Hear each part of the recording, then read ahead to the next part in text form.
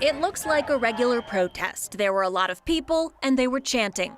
But Aurora Councilwoman Françoise Bergen says her constituents don't want this happening where they live. It was something that we've never seen before, and maybe, that's probably what prompted all of this. It led the councilor and Aurora police to propose changes, but it's unclear if they would have made a difference in September's protest. It is already illegal to target someone's home in a protest. Councilor Bergen wants to clarify the definition of targeted picketing by adding language that says you can't repeatedly march back and forth in front of someone's home, you have to continuously walk by.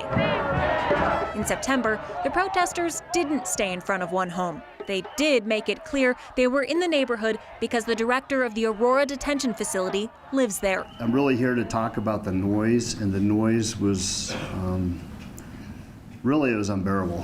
Another possible change would make unreasonable noise after 8 at night illegal. In the current law, a residential protest has to end at 8 anyway. These protesters did go beyond that by about an hour, but no one was cited for that reason. The ordinance seems pretty tame. Carlos Valdez was at the September protest, and he isn't too worried about the potential adjustments.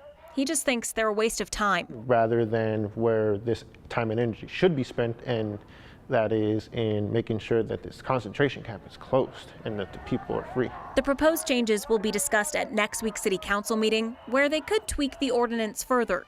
In Aurora, Katie Eastman, 9 News.